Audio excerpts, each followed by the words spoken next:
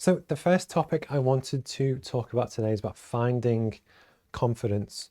One of the main issues that people suffer with in business or in their career is actually self-belief, confidence, and almost imposter syndrome, because it's very easy to kind of go through and believe that, why should anyone believe me? Do I know it well enough? Will people trust me? Why me?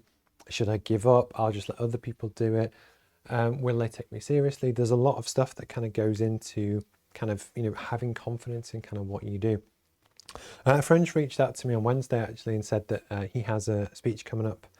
And actually he wants to do a good job, and it's nervous. It is scary to stand up in front of people and kind of talk. And did I have any kind of tips or advice? And the one thing that kind of came through is that, you should always ask, okay, what is it? What's the venue? What's it about? What's the topic? But the one thing that I almost kind of said to him is that for any kind of speech or whichever, but also true for any business, if you're asked to speak on a certain topic, I'll pick mental health, but it could be anything. It can always be difficult. And the irony is that the further you go through your career and the more you actually learn on the topic, the more you actually start to second guess yourself, because you actually know what you don't know, if that makes sense. It's often the fool or the younger person who's less experienced, who assumes that they know everything about the topic, has the confidence to then go out and smash a talk, when actually they're almost kind of doing it out of ignorance. And it's that balance of where, ironically, the better people, the more skilled people on different topics actually often are more likely to be the ones with the, lack of confidence, which is funny. But the one thing that I, almost twigged that I wanted to kind of mention it, is that you and you know your story better than anyone else. So as long as you focus on your truth and your background and your story, and you speak from that place, nobody in the world knows that better than you. So as long as you're authentically yourself in how you communicate and what you choose to kind of talk about, it doesn't matter if someone else technically knows more or someone else has a different opinion. As long as you're speaking from you and you speak your truth and what is important to you, that's all that matters. So speak.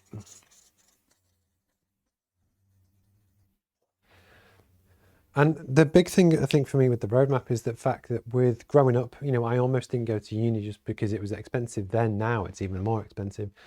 That almost, regardless of talents and ability, there are a lot of barriers for stuff, and business education is one of them. So the big thing for me is that I've been there, and it wasn't that long ago that I would have dreamt to have done a proper MBA and done various different things, because I wanted to learn and develop in my career. But the truth is, it was out of reach. It was too expensive. You become too busy with your lifestyle. There's loads of different factors. So the thing is, for me, my kind of truth is that I've been there. I have that lived experience. That's the place where I bring this from, is that when I go through my career, and luckily I am quite good at stuff, having been able to read all the theory but actually implement it, and implement it with lots of different companies, and learn the failings and learn what works and what doesn't work, and also because I'm quite good at a broad range of things, my whole essence of what I'm trying to do is based on my experience and what I'm trying to bring to the world and why, if that makes sense. So yes, there will be much better subject matter experts on particular things, but my understanding of that target customer, which is arguably me from a while back, I have complete faith in, because I kind of get it. And the more people I speak to, they seem to get it as well. But the point is, that is also true for you. So if you used to be in the armed forces and then you went into civilian life and you started to work in various different bits, I don't know what that's like. So being able to share your story about that kind of thing is, that's the value. The point is, it's yours, not just an academic paper regurgitation of other people's kind of ideas. In terms of a speech, because actually I know that's something that people really kind of worry about. One of the points that I kind of made, and you soon realize when you do live streams, because it's 9:15 already, how quickly time can go when you actually kind of do them. So we said, look, imagine it's a 10-minute speech. For one, delivering a good 10-minute talk is so much better than an average 20-minute talk. If you can ever do it quicker, do it. Just snap through it, get your points. But the point was, imagine it was a 10-minute talk. If you then break that 10-minute talk down into maybe 5 2-minute segments, where basically you would have bullet points, 2 minutes each. that often, especially when you present, you don't want to read from a piece of paper. You actually want to have practiced and rehearsed.